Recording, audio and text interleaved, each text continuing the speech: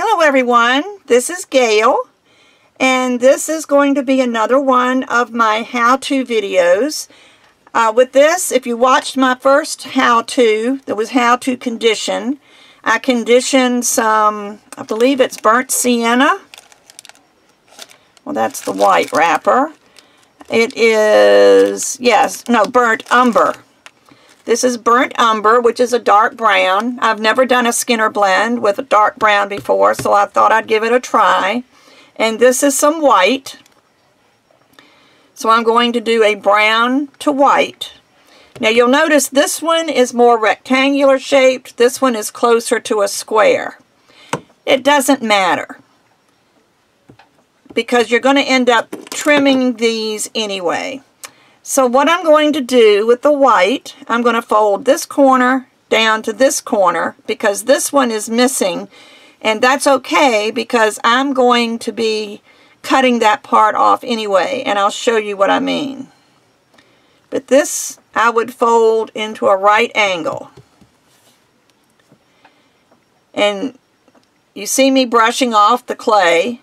It's a little tiny piece of brown on there. It doesn't matter because we're going to be blending it, but just for the sake of doing the video, I just wanted some clean clay.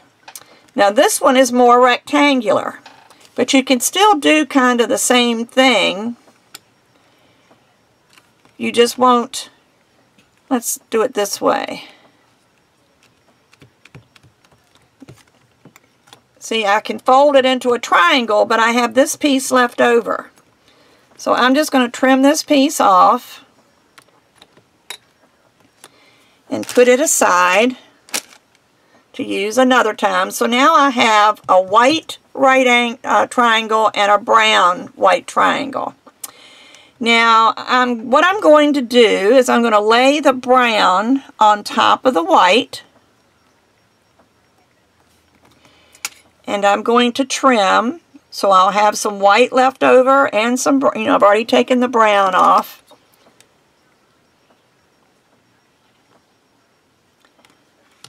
And they don't have to be exact, as long as they're close to the same. Now I've got two right angles.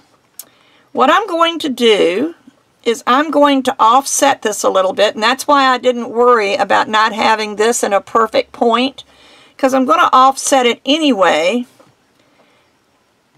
this like this, and I just have it slightly overlapped.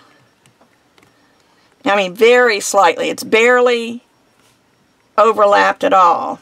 And then I push the edges together.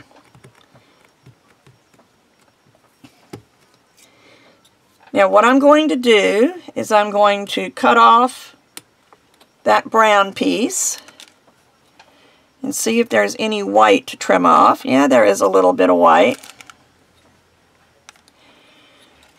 But you see now I have a rectangle where I have all brown on this side and I have all white on this side.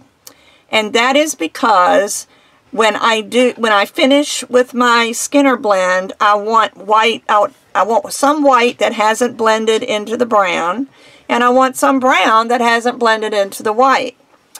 Now what you do is you turn it to where both colors are facing me. I've got white and brown facing me. And that's important. If you start folding with it this way, you're not going to end up with a blend. You're just going to end up with a beige clay or a lighter brown clay. So always have it facing, and it doesn't matter if your right angle was the opposite and you had the small, this is, this way, as long as your brown is on one side and white is on the other. Now I'm going to pick this up just like this because this is now two thicknesses of clay. And I'm going to roll it through the pasta machine, and I'm not going to move the pasta machine yet. I will do it after this first pass. But I'm just going to roll it through like this and get it all to where it's all the same thickness as the thickest setting of my pasta machine. So let me just roll it through.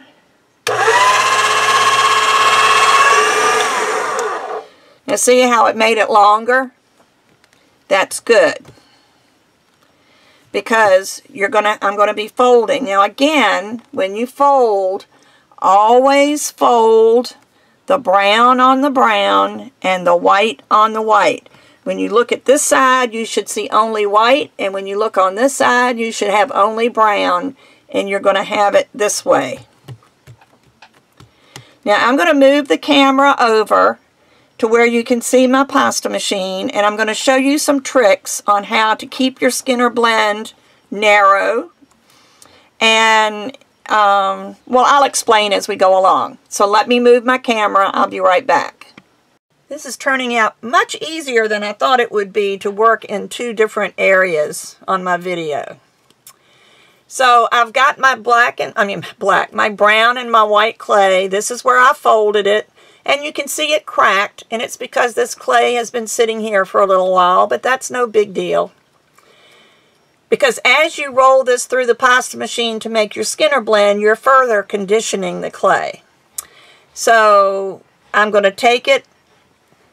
I have brown on one side, white on the other, touching the roller. That's very important.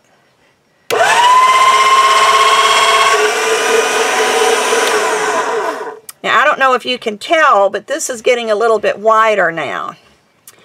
And it's going if you keep going, every time you roll it through the pasta machine, it's going to get narrow, it's going to get wider and wider and wider until it's the width of the pasta machine. If this gets to be the width of the pasta machine, we're not going to have much to fold up.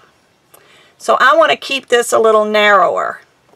So what I have done is I have covered some clay, some magnets with some clay. Now this, I believe, is a rounded magnet, but I've also done the same thing, like this one is done with a flat magnet. But this is a rounded magnet. I am going, and I put it's got a little bit of an arch in it here, and it fits right on my pasta machine. Now you see this is going to be not quite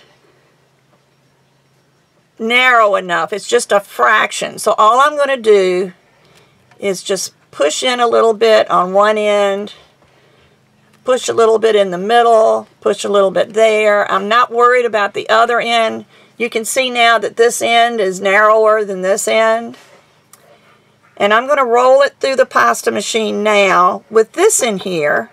And this is going to act like the side of my pasta machine. The clay will not get any wider than where this magnet is. So let me show you how that does. See, now we've got it a little bit longer again. So I'm going to fold up. Again, I've got brown on one side, white on the other. It doesn't matter which way you do it, as long as you've got two colors touching the pasta machine.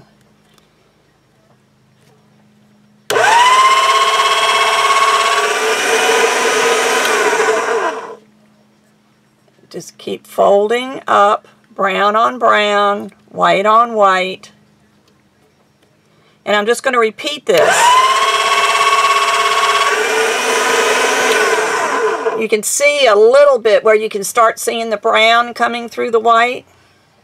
I'm going to do this a few more times. I'm going to probably turn the sound off again if I can remember to do it. I've never tried that before, but I do know I use Movie Maker to edit my videos, and I know that I can turn the sound on and off on Movie Maker. It's just a matter of me remembering to do it. So anyway, you can watch me. I'm going to do this maybe another 5 times, and then I'm going to come back and show you another trick.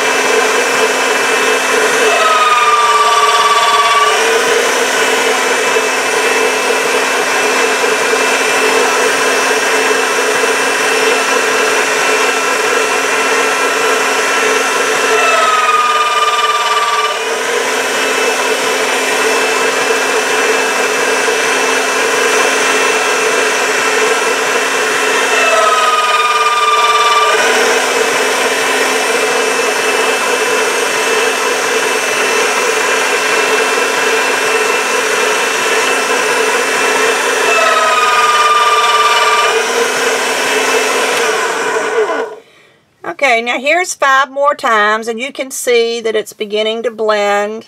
That doesn't look pretty, but it will eventually. That's just where the white ends have come across. But see, you can see it's beginning to blend.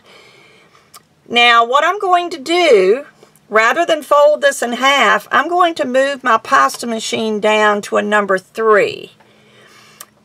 And the reason for that is the thinner the layer of clay is, the quicker it will blend. I don't know if that makes sense to you, but trust me, it does. There's not as much clay to blend because it's going to be thinner, so it will process faster. So I'm going to do it from here on out on the number 3, and then I'll turn the sound back on.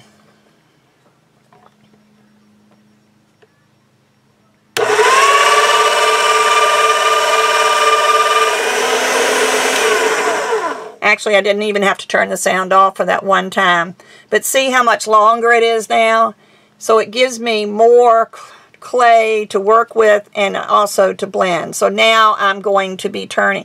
As long as you always, see, I still have brown on this side and white on this side.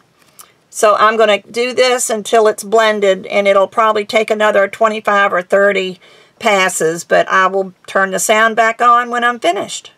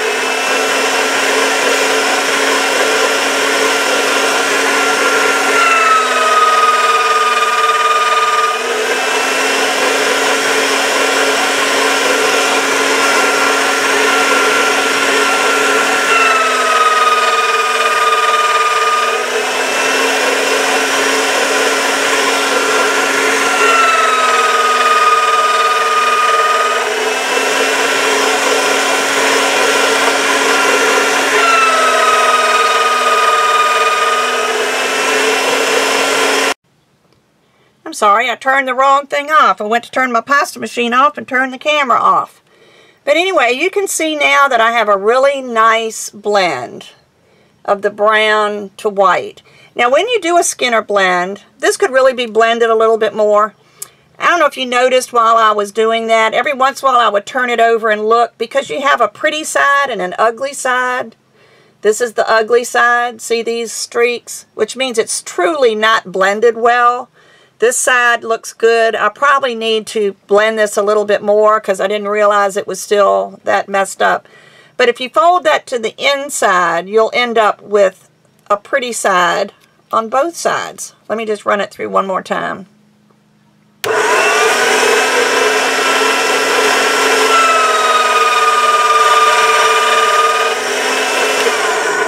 See, now you have a pretty side here and a pretty side here. Now this is your Skinner blend. I actually like this brown and white. I'm surprised I've never tried doing that before, but I really like this. So next I will be showing you how to turn this into a plug, or maybe a striped stack or a blended stack. I will be doing that in a little bit, but first of all let me show you, because remember I had changed this to a number 3 setting. What if I wanted to do something with the Skinner blend that's at a number 1? All you do is fold it in half, just like you were doing your blending. You know, always pinch the bottom because you don't want to trap air in your blend. So now you've got a double thickness of number 3. You can go back to 0 and roll this through.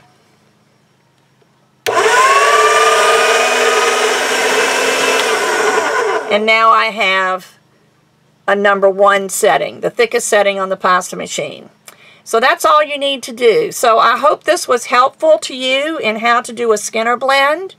And be sure and watch my next videos. Hopefully there will be something there that you would like, that might help you out a little bit.